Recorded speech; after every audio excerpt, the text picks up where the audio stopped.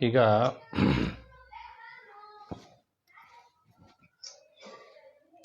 ಎಲ್ಲಿ ತನಕ ಆಗಿತ್ತು ಅಂದರೆ ಭೇದೋಜ್ಜೀವನದಲ್ಲಿ ಆ ಕೆಲವು ವಾಕ್ಯಗಳು ನಿಮ್ಮಲ್ಲಿ ಮಾತ್ರ ಇದೆ, ನನ್ನ ಹತ್ರ ಇಲ್ಲ ಅಂತಾಗಿತ್ತು. ಹಾಂ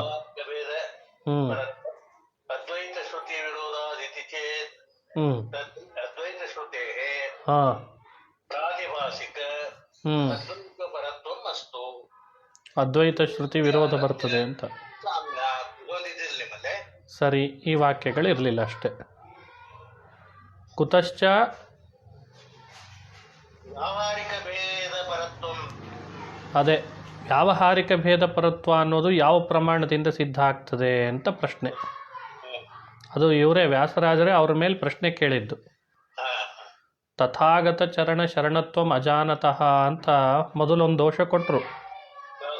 ಅಪ್ರಾಮಾಣ್ಯ ಅನ್ನೋದು ಪಾರಮಾರ್ಥಿಕ ಅಂತ ಒಂದು ವೇಳೆ ನೀವು ಹೇಳಿಬಿಟ್ರೆ, ಪಾರಮಾರ್ಥಿಕ ಅಂತ ಹೇಳಿಬಿಟ್ರೆ ಏನು ಮುಂದೆ ಸಂದೇಹ? ಹೌದು, ನಮ್ಮ ಮತದಲ್ಲಿ ಅವರ ಅಪ್ರಾಮಾಣ್ಯವು ಪಾರಮಾರ್ಥಿಕನೇ ಅಂತ ವಾದಿಗಳು ಉತ್ತರ ಕೊಟ್ಟರು.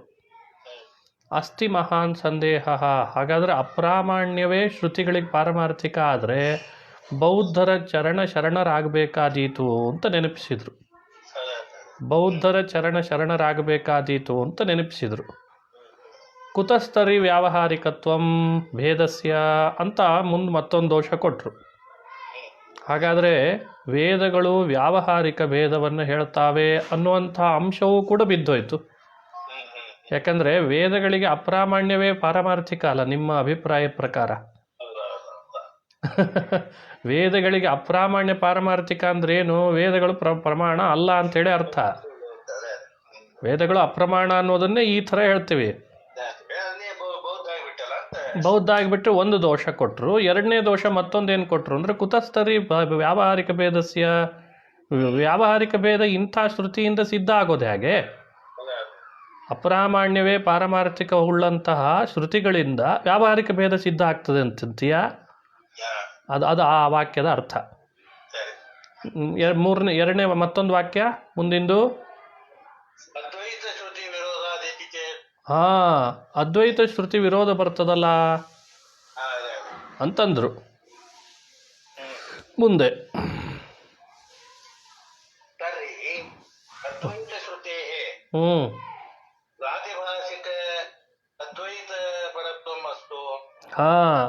ಅಲ್ಲ,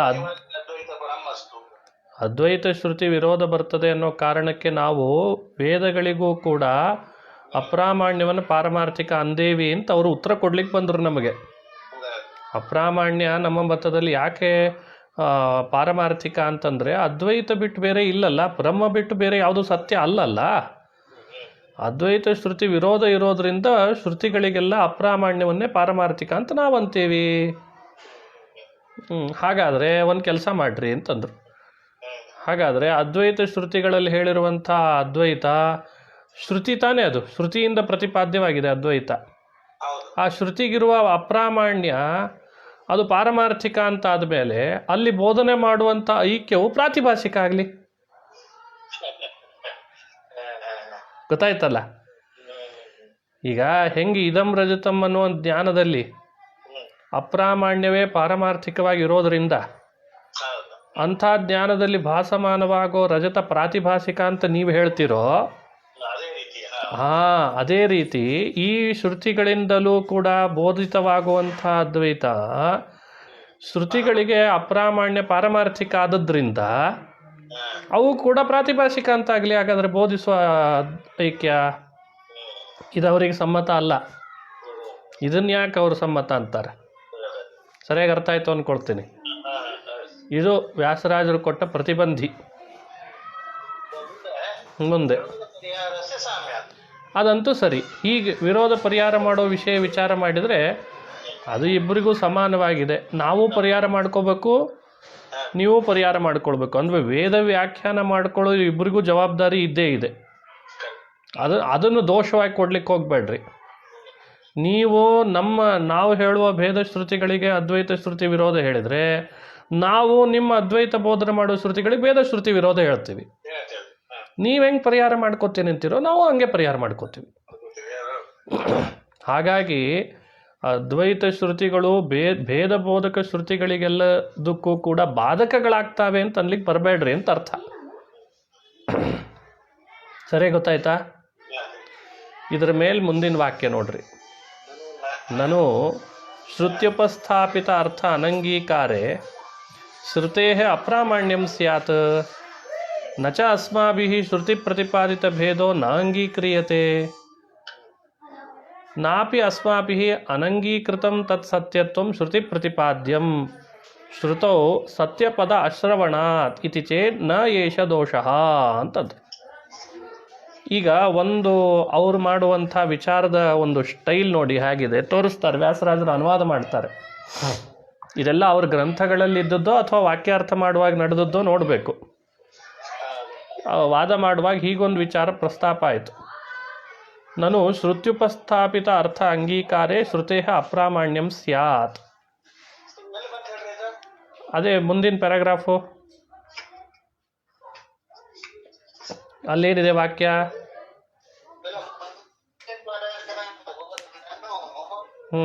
ಶ್ರುತಿ ಪ್ರತಿಪಾದಿತಸ್ಯ ಆಧಾರಾತ್ ಅಪ್ರಾಮಾಣ್ಯಂ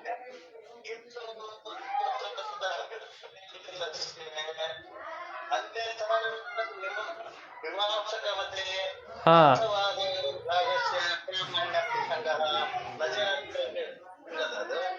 ಬಹುಶಃ ಈ ಒಟ್ಟು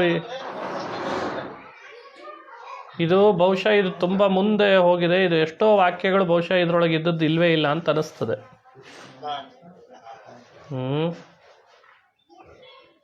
ಅಲ್ಲೇನಾಗಿದೆ, ಶ್ರುತ್ಯುಪಸ್ಥಾಪಿತ ಅರ್ಥ ಅನಂಗೀಕಾರೆ ಶ್ರುತೇರ್ ಅಪ್ರಾಮಾಣ್ಯಂ ಸ್ಯಾತ್ ಅಂತ ಶುರು ಆಗ್ತಾ ಇದೆ ಇಲ್ಲಿ. ನಾನು ಇದೇನದು ಸರಿ. ನಾನು ಶ್ರುತ್ಯುಪಸ್ಥಾಪಿತ ಅರ್ಥ ಅನಂಗೀಕಾರೆ ಶ್ರುತೇ ಅಪ್ರಾಮಾಣ್ಯಂ ಸ್ಯಾತ್. ನೀವೇನಂದ್ರಿ, ಅಪ್ರಾಮಾಣ್ಯವು ಪಾರಮಾರ್ಥಿಕ ಆಯಿತು ಅಂತಾಯ್ತಲ್ಲ ಅಂತ ಶುರು ಮಾಡಿದ್ರಲ್ಲ ವಾದ. ಈಗ ಅವರೊಂದು ಹೊಸ ರೀತಿ ಮಾತನಾಡ್ಲಿಕ್ಕೆ ಶುರು ಮಾಡಿದರು. ನೋಡಿ, ವೇದಗಳು ಅಪ್ರಮಾಣ ಅಂತಾಗಲಿ ಅಂತ ನೀವು ಯಾವಾಗ ಆಪಾದನೆ ಮಾಡಬಹುದು ಅಂದರೆ, ವೇದದಲ್ಲಿ ಹೇಳುವ ಅರ್ಥವನ್ನು ನಾವು ಒಪ್ಪಲ್ಲ ಅಂತಾದರೆ ವೇದಗಳ ಅಪ್ರಮಾಣ ಆಗಬೇಕಾದೀತು ಅಂತ ನೀವು ಆಪಾದನೆ ಮಾಡಬೇಕು ಅಲ್ವಾ? ಶ್ರುತಿ ಉಪಸ್ಥಾಪಿತ ಅರ್ಥವನ್ನು ಅನಂಗೀಕಾರೆ ಒಪ್ಪದೇ ಹೋದರೆ ಮಾತ್ರ ಶ್ರುತಿಗಳು ಅಪ್ರಮಾಣ ಅಂತ ನೀವು ಆಪಾದನೆ ಮಾಡಬೇಕು. ನಚ ಅಸ್ಮಾಭಿಃ ಶ್ರುತಿ ಪ್ರತಿಪಾದಿತ ಭೇದೋ ಅನಂಗೀಕ್ರಿಯತೆ. ನಾವು ಶ್ರುತಿಯಲ್ಲಿ ಹೇಳಲ್ಪಡುವ ಭೇದವನ್ನು ಒಪ್ಪಲ್ಲ ಅಂತೇನು ಅಂದಿಲ್ಲ. ನಾಪಿ ಅಸ್ಮಾಭಿಃ ಅನಂಗೀಕೃತಂ ತತ್ ಸತ್ಯತ್ವಂ ಶ್ರುತಿ ಪ್ರತಿಪಾದ್ಯಂ. ಇನ್ನು ಭೇದಕ್ಕೆ ಶ್ರುತಿ ಪ್ರತಿಪಾದಿತವಾದ ಸತ್ಯತ್ವವನ್ನು ಕೂಡ ನಾವು ಒಪ್ಪಿಲ್ಲ ಅಂತಿಲ್ಲ. ನೋಡಿದ್ರ ಎಷ್ಟು ಒಳ್ಳೆಯವರು ನಾವು. ಶ್ರುತಿಯಿಂದ ಪ್ರತಿಪಾದಿತವಾದ ಭೇದವನ್ನು ಒಪ್ಪಿಲ್ಲ ಅಂತಿಲ್ಲ. ಇನ್ನು ಶ್ರುತಿಯಲ್ಲಿ ಹೇಳಲ್ಪಡುವ ಭೇದ ಸತ್ಯತ್ವವನ್ನು ಕೂಡ ನಾವು ಅದನ್ನು ಒಪ್ಪಿಲ್ಲ ಅಂತಿಲ್ಲ. ಆದರೆ ಶ್ರುತಿಯಲ್ಲಿ ಭೇದವನ್ನು ಹೇಳ್ತದೆ ಹೊರತು ಭೇದ ಸತ್ಯ ಅಂತ ಶ್ರುತಿಯಲ್ಲಿ ಎಲ್ಲೂ ಪದ ಇಲ್ಲ. ನೋಡಿದ್ರ, ನೀವೇನು ತೋರಿಸಿರಿ ದ್ವಾಸುಪರ್ಣ ಸಯುಜ ಇತ್ಯಾದಿ ಶ್ರುತಿಗಳು, ಅವು ಭೇದವನ್ನು ಬೋಧನೆ ಮಾಡ್ತಾವೆ ಹೊರತು, ಆದರೆ ಭೇದವು ಸತ್ಯ ಅಂತೆಲ್ಲ, ಅದು ಸತ್ಯ ಅನ್ನೋ ಪದನೇ ಅಲ್ಲ, ಅದನ್ನು ಶ್ರವಣ ಆಗ್ತದ ಇಲ್ಲ. ಹಾಗಾಗಿ ನಾವು ಅದಕ್ಕೆ ಸತ್ಯತ್ವ ಒಪ್ತೇವೆ, ಆ ಶ್ರುತಿ ಪ್ರತಿಪಾದಿತ ಭೇದವನ್ನು ನಾವು ಒಪ್ತೇವೆ. ಅದನ್ನು ಒಪ್ಪಿಲ್ಲ ಅಂತಾದರೆ ಶ್ರುತಿ ಅಪ್ರಮಾಣ ಆಗಬೇಕಾಗಿತ್ತು, ನೀವು ದೋಷ ಹೇಳ್ಬೋದಾಗಿತ್ತು ನಮ್ಮ ಮೇಲೆ. ನೋಡಿ, ಈ ಥರ ಮಾತಾಡ್ಲಿಕ್ಕೆ ಶುರು ಮಾಡಿದ್ರು ಅವರು. ಇತಿ ಚೇನ್ನ ಏಷಃ ದೋಷಃ. ಸ್ವಾರ್ಥ ನೋಡ್ರಿ, ಸ್ವಗೋಚರ ಅರ್ಥ ಅಬಾಧೋ ಹಿ ಪ್ರಾಮಾಣ್ಯಂ ತದ್ಬಾಧಶ್ಚ ಅಪ್ರಾಮಾಣ್ಯಂ ತತ್ಕಥಂ ಶ್ರುತಿವೇದ್ಯಸ್ಯ ಭೇದಸ್ಯ ಬಾಧೆ ಶ್ರುತೇಃ ಪ್ರಾಮಾಣ್ಯ ಪ್ರಸಂಗಃ. ಸತ್ಯಪದ ಅಶ್ರವಣಾತ್ ತದನಂಗೀಕಾರೆ ಏಕಮೇವ ದ್ವಿತೀಯಮಿತ್ಯಾದೋ ಸತ್ಯಪದ ಅಭಾವಾತ್ ಅದ್ವೈತಮಪಿ ಪಾರಮಾರ್ಥಿಕಂ ನ ಸ್ಯಾತ್. ನೋಡಿ, ಇಲ್ಲಿ ಸ್ವಾರಸ್ಯ. ಸತ್ಯಪದ ಶ್ರವಣ ಆಗ್ತಾ ಇಲ್ಲ ಇತಿ ಚೇತ್ ನ ಏಷಃ ದೋಷ. ಹೌದಪ್ಪ, ಹಾಗಾದರೆ ಈಗ ನೀವು ಬೌದ್ಧರಾಗಬೇಕಾದೀತು ಅನ್ನೋ ಆಕ್ಷೇಪ ಮಾಡೋದಿಲ್ಲ, ನಿಮ್ಮ ಮೇಲೆ ಮಾಡೋದಿಲ್ಲ, ಬೇಡ. ಈ ದೋಷ ಇಲ್ಲ ಅಂತಂತಿದ್ರಲ್ಲ, ಬೇಡ. ನೋಡಿ, ಅವ್ರಿಗಂತಾರೆ, ನೋಡಿ ಪ್ರಾಮಾಣ್ಯ ಅಂದರೆ ಏನು, ಅಪ್ರಾಮಾಣ್ಯ ಅಂದರೆ ಏನು ಯೋಚನೆ ಮಾಡಿರಿ. ಸ್ವಗೋಚರ ಅರ್ಥ ಅಬಾಧ ಹಿ ಪ್ರಾಮಾಣ್ಯಂ. ವ್ಯಾಸರಾಜರ ಅಭಿಪ್ರಾಯ. ಸ್ವಗೋಚರ ಅರ್ಥ ಅಬಾಧೋ ಹಿ ಪ್ರಾಮಾಣ್ಯಂ. ಈಗ ವೇದವು ಅಥವಾ ವೇದ ಬಿಡಿ, ಯಾವುದೋ ಒಂದು ನಮ್ಮ ತಂದೆ ಆಡುವಂಥ ಮಾತು ಅಂತ ಇಟ್ಕೊಳ್ಳಿ. ಅಲ್ಲಿ ಫಲ ಇದೆ ಅಂತ ಯಾವುದೋ ಒಂದು ಮಾತಾಡ್ತಾರೆ. ಆ ಫಲ ಅಲ್ಲಿ ಇತ್ತು ಅಂತಾದರೆ, ಅಥವಾ ಇಲ್ಲಿ ಪುಸ್ತಕ ಇದೆ, ಈ ಮಾತುಗಳು, ಈ ವಾಕ್ಯದಿಂದ ಗೋಚರವಾಗುವ ಏನು ಅರ್ಥ ಇದೆ, ಪುಸ್ತಕ, ಫಲ ಮೊದಲಾದವುಗಳು, ಅದಕ್ಕೆ ಮತ್ತೆ ಪುನಃ ಬಾಧ ಬರದೇ ಹೋದರೆ ಅದೇ ಪ್ರಮಾಣ ಅಂತ ಅರ್ಥ. ಅಷ್ಟೇ. ಸ್ವಗೋಚರ ಅರ್ಥ ಅಬಾಧೋಯೇ ಪ್ರಾಮಾಣ್ಯಂ, ತದ್ಬಾಧಶ್ಚ ಅಪ್ರಾಮಾಣ್ಯಂ. ಸ್ವಗೋಚರ ಅರ್ಥಕ್ಕೆ ಬಾಧ ಬಂತು ಅಂದರೆ ಅದು ಅಪ್ರಮಾಣ ಆಗ್ತದೆ. ಇದಂ ರಜತಂ ಅಂತ ಗೋಚರ ಆಗ್ತದೆ, ನೇದಂ ರಜತಂ ಅಂತ ಮುಂದೆ ಬಾಧ ಬರ್ತದೆ. ಹಾಗಾಗಿ ಇದಂ ರಜತಂ ಅನ್ನೋ ಜ್ಞಾನ ಅಪ್ರಮಾಣ ಅಂತ ಎಲ್ಲ ಕಡೆಯಲ್ಲಿ ಗುರುತಿಸ್ತೇವೆ. ಪ್ರಕೃತದಲ್ಲಿ ತತ್ಕಥಂ ಶ್ರುತಿವೇದ್ಯಸ್ಯ ಭೇದಸ್ಯ ಬಾಧಶ್ರುತೇ ಪ್ರಾಮಾಣ್ಯ ಪ್ರಸಂಗ. ನೀವು ಒಂದು ವೇಳೆ ಶ್ರುತಿವೇದ್ಯವಾಗಿದೆ ಭೇದ ಅಂತ ನಾವು ಹೇಳ್ತಿರುವಾಗಲೂ ಕೂಡ ಆ ಶ್ರುತಿಗಳಿಗೆ ನೀವು ಯಾವುದಾದ್ರೂ ಒಂದು ಬಾಧ ತೋರಿಸ್ಬಿಟ್ರೆ ಇನ್ನೊಂದು ಶ್ರುತಿಯಿಂದ, ಆವಾಗ ಆ ಶ್ರುತಿಗೆ ಅಪ್ರಾಮಾಣ್ಯ ಬರ್ತದೋ ಇಲ್ಲೋ? ಅದಕ್ಕೋಸ್ಕರ ನಾವು ಮಾತನಾಡುವಾಗ ವೇದಗಳು ಅಪ್ರಮಾಣ ಆಗಬೇಕಾಗಿತ್ತು ಅಂತಂದ್ವಿ. ಅದಕ್ಕೆ ಅವರಂದರು, ನೋಡಿ, ಸತ್ಯಾದಿಪದ ಶ್ರವಣ ಆಗಿದ್ದರೆ ನಾವು ಕೂಡ ನೀವು ತೋರಿಸಿದ ಶ್ರುತಿಗಳಿಂದ ಭೇದ ಸತ್ಯ ಅಂತ ಒಪ್ಕೊಂಡ್ಬಿಡ್ತಿದ್ವಿ. ಭೇದ ಬೋಧನೆ ಮಾಡುವ ಶ್ರುತಿಗಳಲ್ಲಿ ಎಲ್ಲಾದರೂ ಸತ್ಯ ಪದ ಇದೆನಾ? ಭೇದ ಬೋಧನೆ ಮಾಡುವ ಶ್ರುತಿಗಳು ನೀವು ಎಷ್ಟೇ ತೋರಿಸಿದ್ರು ಅಲ್ಲಿ ಸತ್ಯ ಅಂತ ಪದ ಇದೆನಾ? ಸತ್ಯ ಪದ ಇಲ್ಲ. ಹಾಗಾದರೆ ಸತ್ಯ ಪದ ಶ್ರವಣ ಆಗ್ತಾ ಇಲ್ಲ ಅಂದಮೇಲೆ ಆ ಭೇದ ಬೋಧಿಸುವ ಶ್ರುತಿಗಳಲ್ಲಿ ಏನು ಅಭಿಪ್ರಾಯ ಇರಬೇಕು? ಭೇದ ಸತ್ಯ ಅಂತೇನು ಇರಬೇಕಾಗಿಲ್ಲ, ಭೇದ ಒಪ್ತೇವಷ್ಟೇ ಅಂತ ಅವರು ವಾದ ಮಾಡಿದ್ರಿ. ಈಗ ಅದಕ್ಕೆ ವ್ಯಾಸರಾಜರಂತಾರೆ, ಏಕಮೇವ ದ್ವಿತೀಯಂ ಇತ್ಯಾದೌ ಸತ್ಯಪದಾಭಾವಾತ್ ಅದ್ವೈತಂ ಪಾರಮಾರ್ಥಿಕಂ ನ ಸ್ಯಾತ್. ಹಾಗಾದರೆ ಏಕಮೇವ ಅದ್ವಿತೀಯಂ ಅನ್ನೋದು ನೀವು ಕೊಡುವಂಥ ಒಂದು ಪ್ರಮಾಣ ವಾಕ್ಯ. ಅಲ್ಲೆಲ್ಲಾದರೂ ಸತ್ಯಪದ ಶ್ರವಣ ಆಗ್ತದಾ? ಅಲ್ಲಿ ಸತ್ಯಪದ ಇದೆನಾ? ಇಲ್ಲ. ಹಾಗಾದರೆ ಅದ್ವೈತವು ಪಾರಮಾರ್ಥಿಕ ಅಲ್ಲ ಅಂತೀರಾ? ಸತ್ಯಪದ ಶ್ರವಣ ಆಗದೇ ಇರೋದರಿಂದ ಶ್ರುತಿಬೋಧಿತವಾದ ಭೇದವನ್ನು ನೀವು ಪಾರಮಾರ್ಥಿಕ ಅಲ್ಲ ಅಂತ ಹೇಳೋದಾದರೆ, ಸತ್ಯಪದ ಶ್ರವಣ ಆಗದೇ ಇರೋದರಿಂದ ಅದ್ವೈತ ಶ್ರುತಿಯಲ್ಲಿ ಬೋಧಿಸುವ ಅದ್ವೈತವೂ ಕೂಡ ಪಾರಮಾರ್ಥಿಕ ಅಲ್ಲ ಅಂತ ಆಗಬೇಕಾದೀತಲ್ಲ. ಇದಕ್ಕೇನು ಉತ್ತರ? ಯೋಚನೆ ಮಾಡಬೇಕೇ, ವಿಮರ್ಶೆ ಮಾಡಬೇಕಲ್ಲ ಅಂತ ಪ್ರತಿಬಂಧಿ ಹಾಕಿದರು ವ್ಯಾಸರಾಜರು. ಅಥ ಅದ್ವೈತ ಶ್ರುತೇ ಷಡ್ವಿಧ ತಾತ್ಪರ್ಯಲಿಂಗಯುಕ್ತತ್ವಾತ್ ತದರ್ಥಃ ಪಾರಮಾರ್ಥಿಕಃ ಇತಿ ಚೇತ್. ನೋಡಿ, ಈಗ ಅವರು ಒಂದು ರೀತಿಯಾದ ಮತ್ತೊಂದು ಮಾತು ಹೇಳಿದರು. ನೋಡಿ, ನಾವು ತೋರಿಸುವ ಅದ್ವೈತ ಶ್ರುತಿಗಳಿಗೆಲ್ಲ ಷಡ್ವಿಧ ತಾತ್ಪರ್ಯ ಲಿಂಗ ಇದೆ. ಅದು ಯಾವುದು ಅಂತ ನಿಮಗೆ ಗೊತ್ತು, ಬ್ರಹ್ಮಸೂತ್ರ ಭಾಷೆದಲ್ಲೆಲ್ಲ ಬರ್ತದಲ್ಲ. ಷಡ್ವಿಧ ತಾತ್ಪರ್ಯ ಲಿಂಗ ಇದ್ದದ್ರಿಂದ ವೇದದಲ್ಲಿ ಬೋಧಿಸುವ ಅದ್ವೈತವು ಪಾರಮಾರ್ಥಿಕನೇ ಆಗ್ತದೆ. ನೋಡಿ, ಈಗ ಸತ್ಯಪದ ಬಿಟ್ಬಿಟ್ರು, ಸ್ವತಃ ಅವರೇ ಹೇಳಿದ್ರು ಸತ್ಯಪದ ಶ್ರವಣ ಆಗ್ತಾ ಇಲ್ಲ ಅಂತನೋ ಯುಕ್ತಿ, ಅದು ಬಿಟ್ಬಿಟ್ರಿ. ಈಗ ಯಾವುದಕ್ಕೆ ಷಡ್ವಿಧ ತಾತ್ಪರ್ಯ ಲಿಂಗ ಯುಕ್ತತ್ವ ಇರ್ತದೋ ಅದು ಪಾರಮಾರ್ಥಿಕ ಅಂತ ಒಪ್ತೇವೆ ಅಂತಂದ್ರು. ಇತಿ ಚೇತ್ ಅದಕ್ಕೆ ಪಾರಮಾರ್ಥಿಕ ಒಪ್ತೀವಿ ಅಂತಂದರು. ಅದಕ್ಕೆ ಇತಿ ಚೇತ್ ಹಾಗಾದರೆ ಉಪಕ್ರಮಾದೀನಿ ಸ್ವಾರ್ಥೆ ತಾತ್ಪರ್ಯಂ ಜ್ಞಾಪಯಂತಿ ಏವಂಚ ಅದ್ವೈತ ಮಾತ್ರ ಪರಮಸ್ತು ತಾತ್ಪರ್ಯಲಿಂಗವಶಾನ್ನ ತತ್ ಸತ್ಯತ್ವ ಪರಂ ತಸ್ಯ ಅತದರ್ಥತ್ವಾತ್ ಭೇದೆ ಷಡ್ವಿಧ ತಾತ್ಪರ್ಯಲಿಂಗಯುಕ್ತತ್ವಂ ಅನ್ಯತ್ರ ಉಪಪಾದಿತಮಸ್ಮಾಭಿಃ ಅಂದ್ರೆ ವ್ಯಾಸರಾಜರ ಮಾತುಗಳೇ ಅಷ್ಟು ಸ್ಟ್ರಾಂಗ್ ಇರ್ತಾವೆ. ಅವರಂದರು, ಇಷ್ಟೊತ್ತು ತನಕ ನೀವು ಮಾತನಾಡ್ತಾ ಇದ್ದದ್ದು ವಿಷಯ ಮ್ಯಾನುಪ್ಲೇಟ್ ಮಾಡಿದ, ಅಂದರೆ ಬೇರೆ ರೀತಿ ಮಾತನಾಡಿದ್ರಿ. ಈಗ ನೀವು ಸತ್ಯಪದ ಶ್ರವಣ ಆಗಿದೆ, ಶ್ರವಣ ಆಗಿಲ್ಲ ಅನ್ನೋ ಚರ್ಚೆ ಶುರು ಮಾಡಿದಾಗ ಅದನ್ನು ಬಿಟ್ಟು ಷಡ್ವಿಧ ತಾತ್ಪರ್ಯ ಲಿಂಗ ಯುಕ್ತತ್ವ ಇತ್ತು ಅಂದರೆ ಸಾಕು, ನಾವು ಅದನ್ನು ಪಾರಮಾರ್ಥಿಕ ಒಪ್ತೇವೆ ಆ ಶ್ರುತಿ ಬೋಧಿತ ಅರ್ಥವನ್ನು ಅಂತಂದ್ರೆ ಇಲ್ಲೋ? ಹಾಗಾದರೆ ನೋಡಿ, ನಾವು ಒಂದು ಮಾತು ಹೇಳ್ತೀವಿ, ಈ ಉಪಕ್ರಮ ಉಪಸಂಹಾರಾದಿ ಏನು ಷಡ್ವಿಧ ತಾತ್ಪರ್ಯ ಲಿಂಗಗಳಿರ್ತಾವಲ್ಲ, ಅವು ಏನು ಕೆಲಸ ಮಾಡ್ತಾವೆ ಅಂದರೆ ಸ್ವಾರ್ಥೇ ತಾತ್ಪರ್ಯಂ ಜ್ಞಾಪಯಂತಿ, ಅಷ್ಟೇ ಅವುಗಳ ಕೆಲಸ. ವೇದ ಬೋಧಿಸುವಂತಹ ಏನು ಅರ್ಥ ಇರ್ತದೆ ಸ್ವಾರ್ಥ, ಅಲ್ಲಿ ತಾತ್ಪರ್ಯವನ್ನು ಅವು ಜ್ಞಾಪನ ಮಾಡ್ತಾವೆ.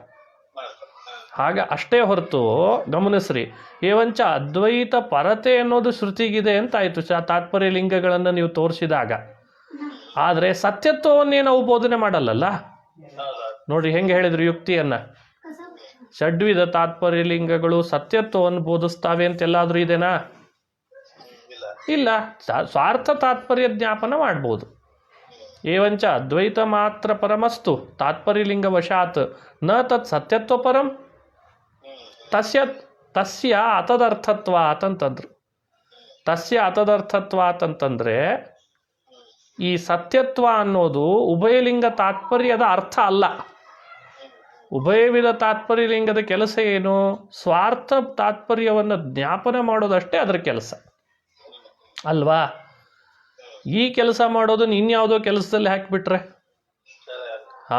ಹಿಂಗೂ ಒಂದು ವೇಳೆ ನೀವು ಷಡ್ವಿಧ ತಾತ್ಪರ್ಯಲಿಂಗ ಯುಕ್ತತ್ವವನ್ನು ನಿರೂಪಿಸ್ತೇವೆ ಅಂತ ಅಲ್ಲಿ ಹೊರಟ್ರೆ, ಭೇದದ ವಿಷಯದಲ್ಲಿಯೂ ಷಡ್ವಿಧ ತಾತ್ಪರ್ಯಲಿಂಗ ಯುಕ್ತತ್ವವನ್ನು ನಾವು ಕೂಡ ತೋರಿಸಿದ್ದೇವೆ ಬೇರೆ ಗ್ರಂಥದಲ್ಲಿ. ಇಲ್ಲಿ ಗ್ರಂಥ ವಿಸ್ತಾರ ಆಗೋದು ಬೇಡ ಅಂತ ಬೇರೆ ಗ್ರಂಥದಲ್ಲಿ ನಾವು ಅದನ್ನು ತೋರಿಸಿದ್ದೇವೆ, ನೋಡ್ಕೊಳ್ಳಿ ಅಂತಂದ್ರು.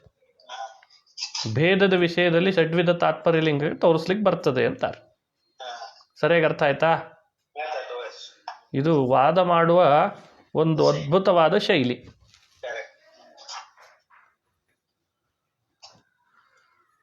ಯದಿ ಪುನಃ ಅಬಾಧ್ಯ ಸಹ ಭೇದ ತರ್ಹಿ ಅವಿವಾದ ಕುತಶ್ಚ ವ್ಯಾವಹಾರಿಕ ಭೇದ ಪರತ್ವಂ ಅದ್ವೈತ ಶ್ರುತಿ ವಿರೋಧಾದಿತಿ ಚೇತ್ ಅಂತ ಮುಂದೆ ಹಿಂಗೆ ಬೆಳೆಸ್ತಾ ಹೋಗ್ತಾರೆ ವಾಕ್ಯಾರ್ಥವನ್ನು. ಅದನ್ನು ನಾಳೆ ಮಾಡೋಣ. ತತ್ವಪ್ರಕಾಶಿಕ. ಶುದ್ಧಾನಂದೋರು ಸಂವಿದ್ಯುತಿ ಬಲ ಬಹುಲೋದಾರ್ಯ ವೀರ್ಯಾದಿದೇಹಂ ಚಿಂತಾ ಸಂತಾಪಲೇಪೋದ್ಭವ ಮೃತಿಮುಖರಾಶೇಷ ದೋಷಾತಿ ದೂರಂ ಸದ್ಭಿರ್ವೈರಾಗ್ಯ ಭಕ್ತಿ ಶ್ರುತಿಮತಿ ನಿಯತ ಧ್ಯಾನ ಜಜ್ಞಾನ ಯೋಗಾತ್ ಗಮ್ಯಂ ವಂದೇ ಮುಕುಂದಾಭಿಧಮಮಲಮಲಂ ಬ್ರಹ್ಮ ವೇದಾಂತ ವೇದ್ಯಂ ನಾರಾಯಣಂ ಗುಣೈಃ ಸರ್ವೈರುದೀರ್ಣಂ ದೋಷವರ್ಜಿತಂ ನೇಯಂ ಗಮ್ಯಂ ಗುರುಂಶ್ಚಾಪಿ ನತ್ವಾ ಸೂತ್ರಾರ್ಥ ಉಚ್ಯತೆ. ಓಂ ಅಥಾತೋ ಬ್ರಹ್ಮ ಜಿಜ್ಞಾಸಾ ಓಂ ಅಥ ಶಬ್ದೋ ಮಂಗಳಾರ್ಥಃ ಓಂ ಆನಂದಮಯೋಭ್ಯಾಸಾತ್ ಓಂ. ಮೊದಲನೇ ಅಧ್ಯಾಯ ಮೊದಲನೇ ಪಾದ 6ನೇ ಅಧಿಕರಣ 17ನೇ ಸೂತ್ರ. ತತ್ವಪ್ರಕಾಶಿಕದಲ್ಲಿ ನಿನ್ನೆ ನಾವು ಬ್ರಹ್ಮೈವ ಸನ್ ಬ್ರಹ್ಮ ಅಪ್ಪೇತಿ ಅನ್ನುವಂಥ ಆ ಉಪನಿಷತ್ತಿನ ಮಾತಿನಲ್ಲಿ ಮೊದಲನೇ ಬ್ರಹ್ಮ ಶಬ್ದ ಜೀವವಾಚಕನೇ ಆಗಬೇಕು ಅನ್ನೋದನ್ನು ನಿರೂಪಣೆ ಮಾಡಿ ತೋರಿಸಿದ್ರು. ಇಲ್ಲದೆ ಹೋದರೆ ಅದನ್ನು ಉಪಪಾದನೆ ಮಾಡ್ಲಿಕ್ಕೆ ಬರಲ್ಲ, ವಿರೋಧ ಬರ್ತದೆ ಅನ್ನೋದನ್ನು ತೋರಿಸಿದ್ರು.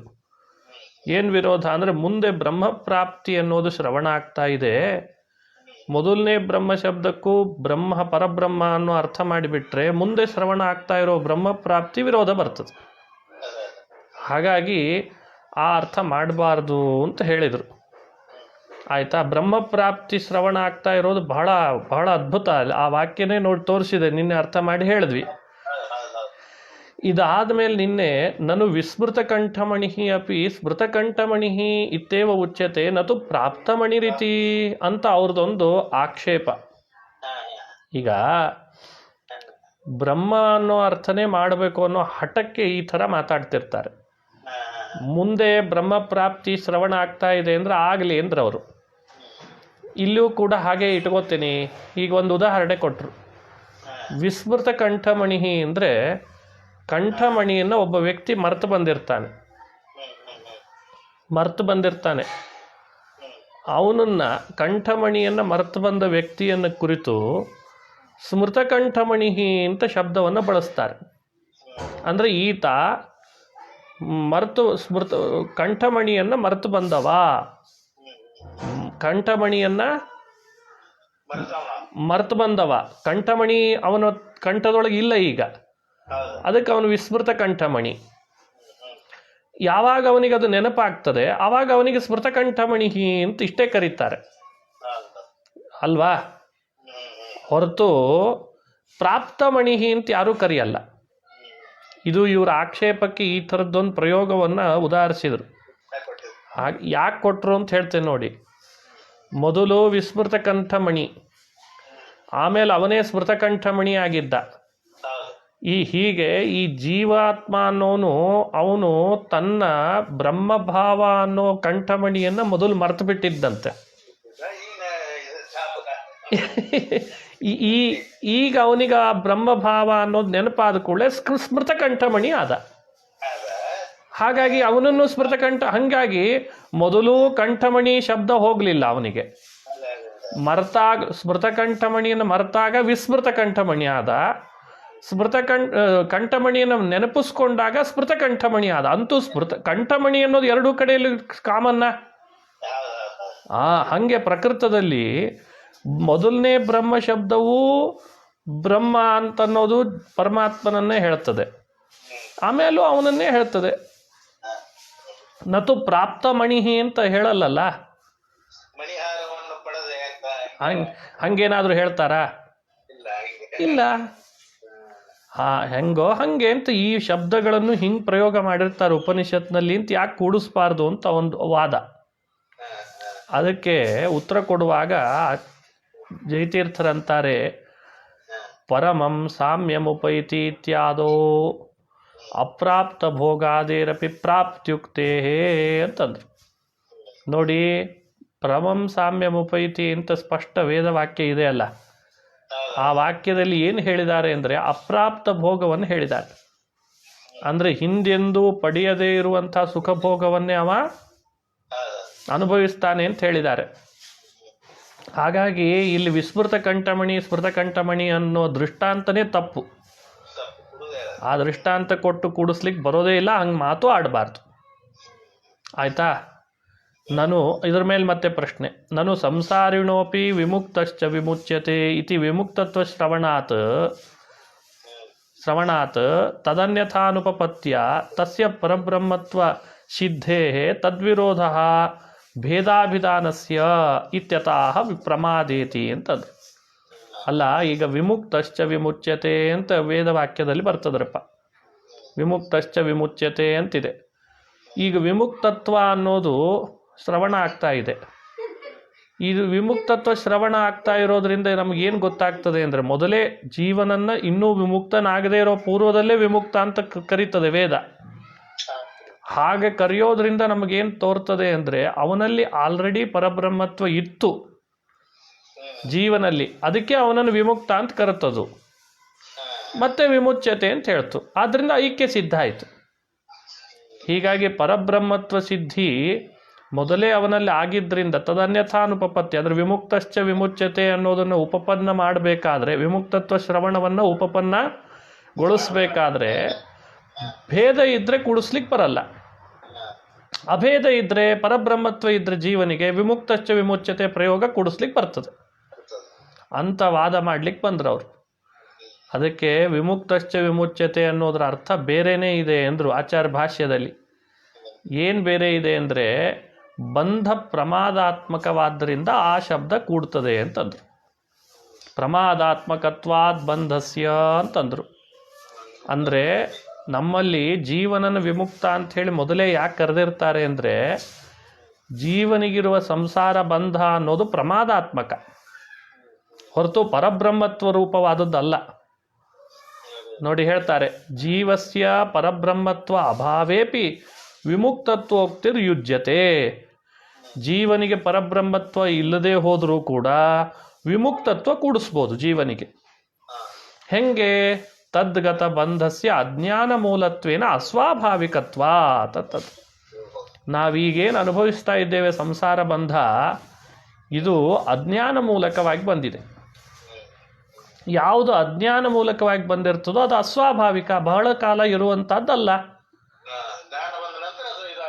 ಅಲ್ವಾ? ಇದು ನಾವು ಒಪ್ಪಿದ್ದೇವೆ ಇಂಥ ಸಂಸಾರ ಬಂಧನವನ್ನು. ಇದು ಅಸ್ವಾಭಾವಿಕವಾದದ್ದು, ಅಜ್ಞಾನ ಮೂಲಕವಾದದ್ದು ಅನ್ನೋ ಅಂಶದೊಳಗೆ ನಮಗೂ ಅವರಿಗೂ ಏನು ವ್ಯತ್ಯಾಸ ಇಲ್ಲ.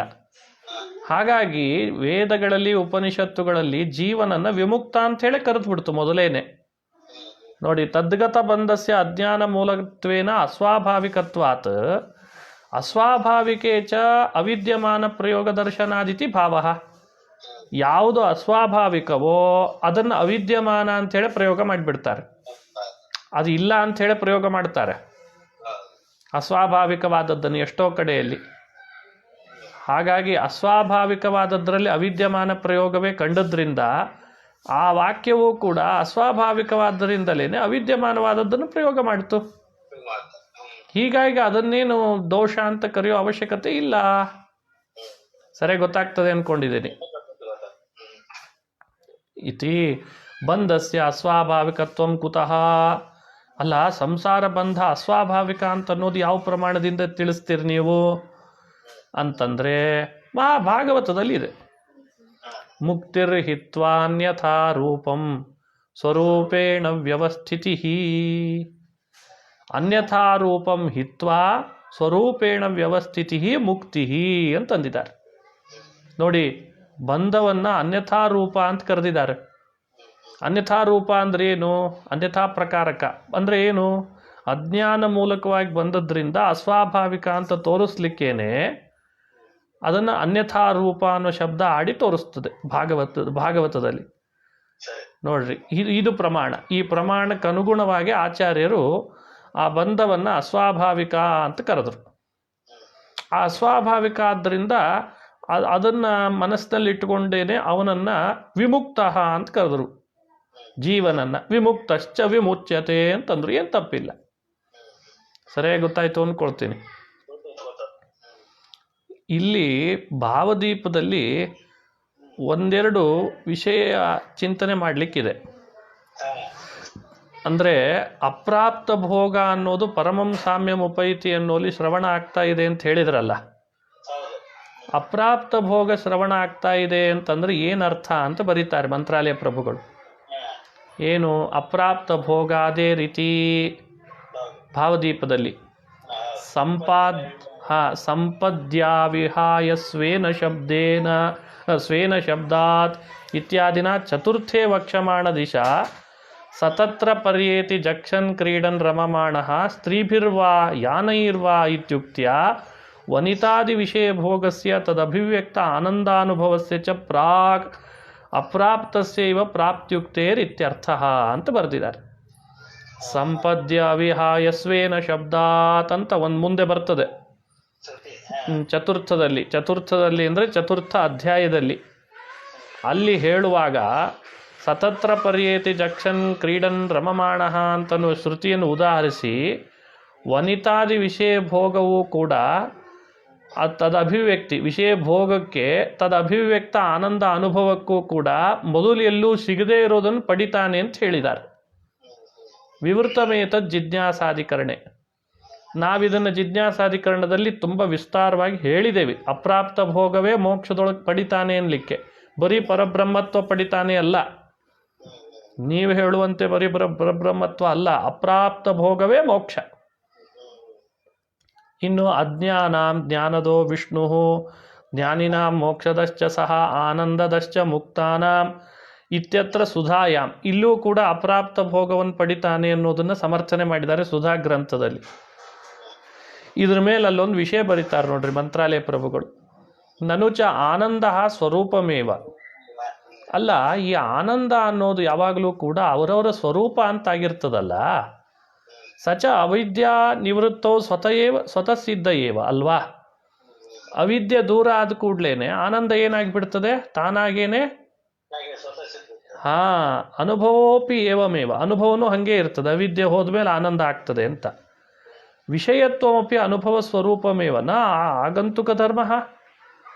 ಇನ್ನು ಅನುಭವಕ್ಕೆ ವಿಷಯತ್ವವೂ ಕೂಡ ಅನುಭವದ ಸ್ವರೂಪನೇ ಆಗಿರ್ತದೆ ಅಲ್ವಾ. ಆನಂದವನ್ನು ಅನುಭವಿಸುವಿಕೆ ಅಂತಿದೆ ಅಲ್ಲ. ಈ ಅನುಭವಿಸುವಿಕೆಗೆ ವಿಷಯ ಯಾವುದು? ಆನಂದ. ಸ್ವರೂಪಾನಂದದ ಅನುಭವಕ್ಕೆ ಆನಂದವೇ ವಿಷಯ. ವಿಷಯತ್ವ ಅನ್ನೋದು ಅನುಭವ ಸ್ವರೂಪನೇ, ಅದು ಪ್ರತ್ಯೇಕವಾಗಿ ಆಗಂತುಕ ಧರ್ಮ ಅಂತೂ ಅಲ್ಲ. ಅತಃ ಮೋಕ್ಷದಾನಾತ್ ಕಥಂ ಪೃಥಗ್ ಆನಂದದಾನಂ. ಅದು ನೋಡಿ, ಮೋಕ್ಷ ಕೊಡೋದಕ್ಕಿಂತ ಪ್ರತ್ಯೇಕವಾಗಿ ಆನಂದ ಕೊಡೋದು ಅಂತ ಒಂದು ಅದನ ಅಂತ ಪ್ರಶ್ನೆ. ಇದು ನೋಡಿ, ಇದು ನಮ್ಮ ಸಿದ್ಧಾಂತಕ್ಕೆ ಮಾತ್ರ ಸಂಬಂಧಪಟ್ಟ ವಿಚಾರ ಇದು. ಈಗ ದೇವರು ಮೋಕ್ಷ ಕೊಡ್ತಾನೆ ಅಂತಂದರೆ ಸಾಕು, ಮೋಕ್ಷ ಕೊಡೋದಲ್ಲದೆ ಮತ್ತೆ ಆನಂದ ಕೊಡ್ತಾನೆ ಎಂದಿದ್ದಾರೆ. ಈಗ ಅಜ್ಞಾನಾಂ ಜ್ಞಾನಿನಾಂ ವಿಷ್ಣು ಮೋಕ್ಷಶ್ಚ ಸಹ, ಮೋಕ್ಷವನ್ನು ಕೊಡುವವ ಸಾಕಾಗಿತ್ತು. ಆನಂದದಶ್ಚ ಮುಕ್ತಾನಾಂ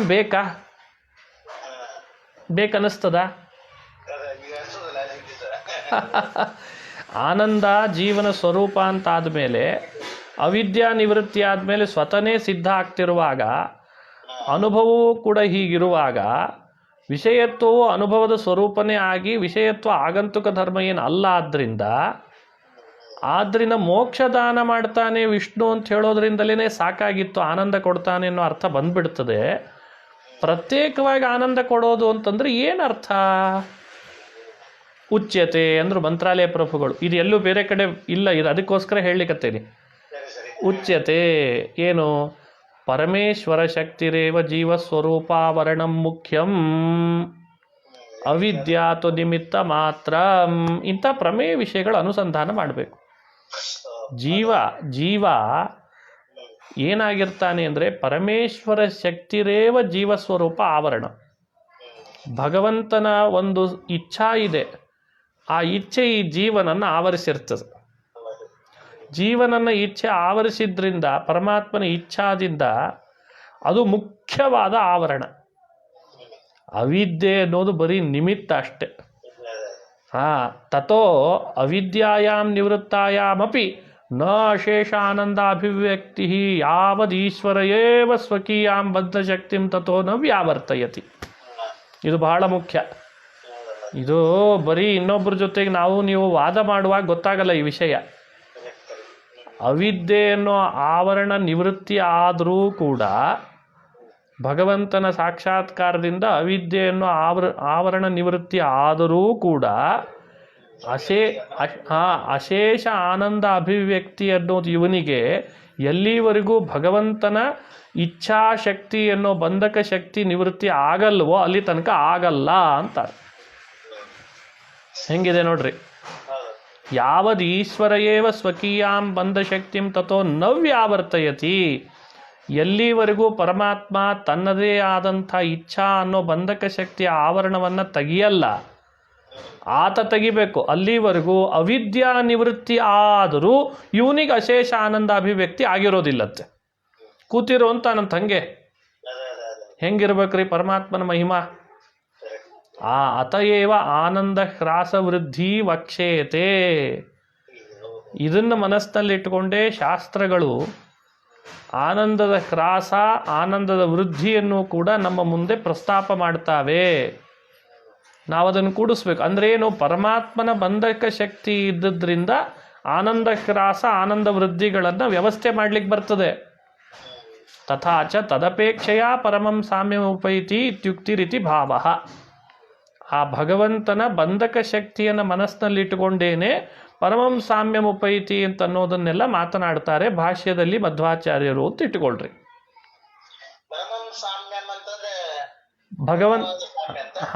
ಭಗವಂತನ ಸಾಮ್ಯವನ್ನು ಪಡೆಯೋದು. ಪರಮಂ ಸಾಮ್ಯಂ ಅಂದರೆ ಬ್ರಹ್ಮಸೂತ್ರ, ಅದು ಸುಧಾದಲ್ಲಿ ಅನುವ್ಯಾಖ್ಯಾನದಲ್ಲಿ ಹೇಳುವಾಗ ಆ ಪರಮಾತ್ಮನ ಸಾಮ್ಯತೆಯನ್ನು ಪಡಿತಾರೆ ಅಂತ ಇಷ್ಟರ್ಥ ಮೇಲ್ನೋಟಕ್ಕೆ. ಒಳನೋಟಕ್ಕೆ ಏನು, ಗೀತಾ ಭಾಷ್ಯ ಮೊದಲಾದವುಗಳನ್ನು ನೋಡಿ ಅರ್ಥ ಮಾಡೋದಾದರೆ ಅವರವರ ದುಃಖಾಭಾವದಲ್ಲಿ ಎಲ್ಲರೂ ಸಮಾನರಾಗ್ತಾರೆ. ಎಲ್ಲರೂ ದುಃಖಾಭಾವದ ವಿಷಯದಲ್ಲಿ ಯಾರಿಗೂ ದುಃಖ ಇರಲ್ಲಲ್ಲ. ಹಾಗೆ ಲಿಂಗಭೇದೇಚ, ಲಿಂಗದೇಹ ಭಂಗ ಅನ್ನೋ ವಿಷಯದಲ್ಲಿ ಎಲ್ಲರೂ ಸಮಾನರಾಗ್ತಾರೆ. ಸರಿ ಹೋಯ್ತಾ? ಆಮೇಲೆ ಲಿಂಗಭಂಗದ ವಿಷಯದಲ್ಲಿ ಎಲ್ಲರೂ ಸಮಾನರಾಗ್ತಾರೆ. ಆಮೇಲೆ ಅಲಂಬುದ್ಧಿಯನ್ನು ಪಡ್ಕೊಳ್ಳೋದ್ರಲ್ಲಿ ಎಲ್ಲರೂ ಸಮಾನರಾಗ್ತಾರೆ. ದುಃಖಾಭಾವದಲ್ಲಿ ಸಮಾನರು, ಲಿಂಗಭಂಗದ ವಿಷಯದಲ್ಲಿ ಸಮಾನರು, ಅಲಂಬುದ್ಧಿಯನ್ನು ಪಡ್ಕೊಳ್ಳೋದ್ರಲ್ಲಿ ಸಮಾನರು. ಇದು ಪರಮಂ ಸಾಮ್ಯಮುಪೈತಿ ಅನ್ನೋ ಶಬ್ದದ ಅಭಿಪ್ರಾಯ. ಇದನ್ನ ಕೊನೆಗೊಳಿಸಿದ್ದಾರೆ ಮುಂದೆ. ಸರಿ ಹೋಯ್ತಾ? ಇನ್ನು ಸ್ವಲ್ಪ ಈ ವಾಕ್ಯ ನೋಡ್ರಿ ಎಷ್ಟು ಸ್ವಾರಸ್ಯ, ಎಷ್ಟು ಅಧ್ಯಯನ ಮಾಡಿದ್ರು ಮಹಾನುಭಾವರು ನಮಗೆಲ್ಲ ತಿಳಿಸ್ಲಿಕ್ಕೆ. ಮೋಹೋ ಮೃತ್ಯು ಸಮ್ಮತೋಯಂ ಕವೀನಾಂ ಪ್ರಮಾದಂ ವೈ ಮೃತ್ಯುಮಹಂ ಬ್ರವೀಮಿ ಇತಿ ತತ್ವಪ್ರದೀಪೋಕ್ತ ಭಾರತವಾಕ್ಯಾತ್ ಪ್ರಮಾದ ಶಬ್ದ ಅಜ್ಞಾನ ಪರ್ಯಾಯ ಇತಿ ಭಾವೇನ ಉಕ್ತಂ ಅಜ್ಞಾನ ಮೂಲತ್ವೇನ ಇತಿ ಅಂತಂತಾರೆ. ಈಗ ಇಲ್ಲಿ ತತ್ವಪ್ರಕಾಶಿಕದಲ್ಲಿ ಟೀಕಾವಾಕ್ಯದಲ್ಲಿ ತತ್ವಪ್ರಕಾಶಿಕದಲ್ಲಿ ಬರೆಯುವಾಗ ಏನಂದ್ಬಿಟ್ರು ಅಂದರೆ ಅಸ್ವಾಭಾವಿಕವಾಗಿರ್ತದೆ, ಅಜ್ಞಾನ ಮೂಲವಾಗಿರ್ತದೆ ಬಂಧ ಅಂತಂದ್ರಲ್ಲ. ತದ್ಗತ ಬಂಧಸ್ಯ ಅಜ್ಞಾನ ಮೂಲತ್ವೇನ ಅಸ್ವಾಭಾವಿಕತ್ವಾತ್ ಅಂದ್ರು ಟೀಕಾಕೃತ್ಪಾದರು. ಅಲ್ರಿ, ಅಸ್ವಾಭಾವಿಕವಾಗಿದ್ದ ಮಾತ್ರಕ್ಕೆ ಪ್ರಮಾದ ಅನ್ನೋ ಶಬ್ದ ಯಾಕೆ ಆಡ್ಬೇಕು ಅಂತ ಪ್ರಶ್ನೆ ಉಳೀತಲ್ಲ ಮನಸ್ಸಿನಲ್ಲಿ. ಅದಕ್ಕೆ ಮಂತ್ರಾಲಯ ಪ್ರಭುಗಳು ಇಲ್ಲ, ಇದು ತತ್ವಪ್ರದೀಪಿಕಾದಲ್ಲಿ ಒಂದು ವಾಕ್ಯ ಉದಾಹರಿಸಿದ್ದಾರೆ, ಭಾರತ ವಾಕ್ಯವನ್ನು. ಅದನ್ನು ಮನಸ್ಸಿನಲ್ಲಿ ಇಟ್ಕೊಂಡು ಇಲ್ಲಿ ಜಯತೀರ್ಥರು ಆಡಿದ್ರಂತೆ. ಅಲ್ಲಿ ಏನು ಆಡಿದ್ದಾರೆ ಅಂದರೆ ಮೋಹ ಮೃತ್ಯು ಸಮ್ಮತೋಯಂ ಕವೀನಾಂ ಪ್ರಮಾದಂ ವೈ ಮೃತ್ಯುಮಹಂ ಬ್ರವೀಮಿ ಅಂತಿದೆ. ಇದು ಸನತ್ಸು ಜಾತೀಯದಲ್ಲಿ ಬರೋ ವಾಕ್ಯ. ಈ ಸನತ್ಸು ಜಾತೀಯದಲ್ಲಿ ಬರೋ ವಾಕ್ಯವನ್ನು ಭಾರತದಲ್ಲಿ ಇದ್ದದ್ದನ್ನು ತ್ರಿವಿಕ್ರಮ ಪಂಡಿತರು ಪ್ರಮಾದಂ ವೈ ಮೃತ್ಯು ಅಂತ ಉದಾಹರಿಸಿದ್ದಾರೆ. ಹಾಗಾಗಿ ಅಲ್ಲಿ ಮೋಹ ಪ್ರಮಾದಂ, ಪ್ರಮಾದ ಅಂದರೆ ಮೋಹವನ್ನು ಕರೆದು ಬಿಟ್ಟಿದ್ದಾರೆ. ಮೋಹ ಅಂದರೆ ಅಜ್ಞಾನ. ಹಾಗಾಗಿ ಅಜ್ಞಾನ ಪರ್ಯಾಯ ಆದ್ದರಿಂದ ಅಜ್ಞಾನ ಮೂಲತ್ವೇನ ಅನ್ನೋ ಅರ್ಥವನ್ನು ಪ್ರಕಾಶಿಕಾದಲ್ಲಿ ಟೀಕಾಕೃತ್ಪಾದರು ಬರೆದ್ರು ಅಂತ ಅರ್ಥ. ಸರಿಯಾಗಿ ಅರ್ಥ ಆಯಿತು ಅಂದ್ಕೊಳ್ತೀನಿ. ಮೃತ್ಯು ಸಮ್ಮತೋಯಂ ಕವೀನಾಂ ಪ್ರಮಾದಂ ವೈ ಮೃತ್ಯುಮಹಂ ಬ್ರವೀಮಿ ಅಂತಂದಿದ್ದಾರೆ. ಸನತ್ ಕುಮಾರರು ಉಪದೇಶ ಮಾಡ್ತಾ ಇರುವಾಗ ಕವೀನಾಂ ಅಯಂ ಸಮ್ಮತಃ, ಎಲ್ಲ ಜ್ಞಾನಿಗಳಿಗೂ ಇದು ಸಮ್ಮತವಾಗಿದೆ. ಯಾವುದು ಅಂದರೆ ಮೋಹವೇ. ಮೃತ್ಯು ಅಂದರೆ ಯಾವುದು ಅಂತ ಪ್ರಶ್ನೆ. ಮೃತ್ಯು ಅಂತ ಯಾವುದನ್ನು ಕರಿಬೇಕು ಅಂತ ಪ್ರಶ್ನೆ. ಆ ಪ್ರಶ್ನೆಗೆ ಉತ್ತರ ಕೊಡುವಾಗ ಮೊದಲು ಕೊಟ್ಟರು ಎಲ್ಲರಿಗೂ ಬರುವಂಥ ಅಜ್ಞಾನವೇ ಬಹಳ ದೊಡ್ಡ ಮೃತ್ಯು ಅಂತ ಒಂದು ಉತ್ತರ ಕೊಟ್ಟರು. ಎರಡನೇ ಉತ್ತರ ಪ್ರಮಾದಂ ವೈ, ಎಲ್ಲರಿಗೂ ಬರುವ ಪ್ರಮಾದವೇ ಮೃತ್ಯು ಅಂತ ಎರಡನೇ ಉತ್ತರ ಕೊಟ್ಟರು. ಹಿಂಗೆ ಸನತ್ ಸುಜಾತೀಯದಲ್ಲಿ ಬರೋ ಮಾತು. ಮೋಹ ಪ್ರತಿಯೊಬ್ಬನಿಗೆ ಮರಣ ಅಂತಂದರೆ ಬರೀ ಶರೀರ ವಿಯೋಗವೇ ಮರಣ ಅಂತ ಭಾವಿಸಬೇಡ ಧೃತರಾಷ್ಟ್ರ. ಜಗತ್ತಿನಲ್ಲಿ ಅಜ್ಞಾನ ಕೂಪದಲ್ಲಿ ಮುಳುಗುತ್ತಾರೆ, ಅದೇ ಎಲ್ಲರಿಗೆ ಸಾವು ಅಂತ ಅರ್ಥ. ಎಲ್ಲರೂ ಪ್ರಮಾದಕ್ಕೊಳಗಾಗ್ತಾರಲ್ಲ ಅವಿವೇಕಕ್ಕೆ, ಅದೇ ಸಾವು ಅಂತಂದ್ರಂತೆ. ಹಾಗಾಗಿ ಸಾವು ಅನ್ನೋದರ ವಿವರಣೆ ಕೊಡುವಾಗ, ಮೃತ್ಯುವಿನ ವಿವರಣೆ ಕೊಡುವಾಗ ಇವೆರಡು ಶಬ್ದ ಬಂದಿದೆ. ಇಲ್ಲಿ ಪ್ರಮಾದ ಅನ್ನೋದನ್ನು ಅಜ್ಞಾನದ ಅರ್ಥದಲ್ಲಿ ಆಡಿದ್ದಾರೆ. ಹಾಗಾಗಿ ಪ್ರಕೃತದಲ್ಲಿಯೂ ಅಜ್ಞಾನ ಅರ್ಥದಲ್ಲಿ ಪ್ರಮಾದ ಶಬ್ದ ಆಡಿದ್ದಾರೆ. ಸರಿ ಹೋಯ್ತಾ? ನಚ ತತ್ತದ ಅನುಮಾನ ವಿರೋಧ ಅಂತ ಮುಂದಿಂದು ಪ್ರಾರಂಭ ಆಗ್ತದೆ. ಅದನ್ನು ಮತ್ತೆ ನಾಳೆ ಮಾಡೋಣ.